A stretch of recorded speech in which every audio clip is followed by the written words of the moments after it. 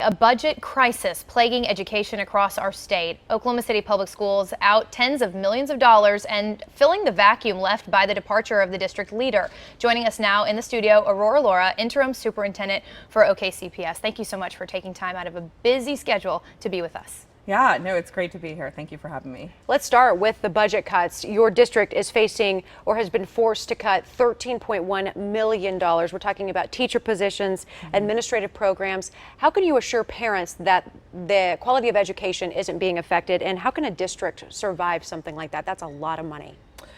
Yeah, it is a lot of money. I mean, one of the things that I can assure people is that we are focused on our district strategic plan, which is called the Great Commitment. And so we're moving forward with those goals for the district and trying to make decisions for the budget that are based on this long-term strategic plan that we have. But I also will say we're not done at 13 million. Within the next 2 weeks, I will be announcing 17 million more in additional cuts for a total of 30 million. Okay, so 17 million now. All right. In addition. No, in addition. Oh, wow. So I'll be announcing 10 million in additional cuts this afternoon, and then I'll have 7 million to go. Wow. Well, that just adds to this question. There needs to be some kind of stability in this district. We know that there's been 10 superintendents in the past 15 years. Are you going to help change this paradigm? Will you stick around and try to course correct?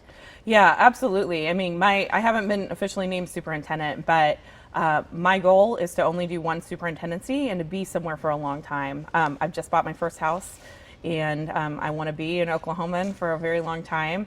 I believe that to really make lasting change for a school district, you have to be committed to stay there for the long term. And so, I think at least a chunk of 5 years.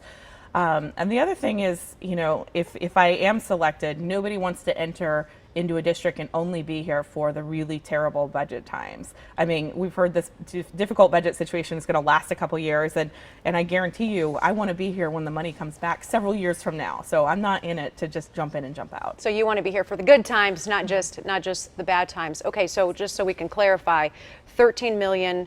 And then you're going to be announcing 7 and another 10. So that's about $30 million Yes. in the whole. How does something like this happen? When we're talking to people in the community, they want to know, this is the largest school district in the state. Where did that money go? Yeah, well, it's not a school district issue. It's something that's affecting all school districts in the state of Oklahoma. And it just has to do with our state revenue failure and just the challenges without stable funding in education. So it's not just us facing these cuts, it's every district. And you mentioned the need to stay with this long term, but Oklahoma City Public Schools has dealt with federal civil rights issues in terms of the discipline of certain students. You've dealt with teacher shortages and layoffs, and it sounds like more may be imminent. Reductions in administrative staff, and of course the controversial expansion of charter schools. So how, in the midst of this massive budget crisis, how long do you believe it's going to take to quiet the turbulent waters? Well, I will say I've been out in schools recently doing a lot of listening to families, to teachers, meeting with different groups, and I think things have already started to calm a little bit. I believe in transparency for the district. I believe in just making sure that we're listening to the voices of teachers and families, and so it is a really challenging time, but I think under my leadership, I really believe we can stabilize things, hunker down, get through this, and be ready for better times. How do you retain good educators, quality teachers who care about these children when Texas, just south of us, knocking on the door, they pay a lot more, they're not as worried about job security? I mean, talking about $30 million more cuts likely to come. How do you make teachers want to come here? Why would they want to teach at Oklahoma City Public Schools? I think the thing that I love the most about Oklahoma City is that we have just such dedicated and committed people in the city, and the spirit of Oklahoma City is something that I have not seen in any other place that I've worked in. And so the people that are here are really committed. They want to be here. I think the thing that we can do that's most important is provide more support to our teachers and make sure that once they get here, they're getting curriculum support. People are answering the phones if they have questions, and that's something that I really hope that we can do a better job of doing moving forward, so that people want to stay and be committed to our district for the long term. Do you feel like the city is actually doing enough to bolster education and to deal with this crisis that we're now facing, that Oklahoma City Public Schools is now finding itself in? I do think the city's been a good partner. They're facing some of the similar challenges.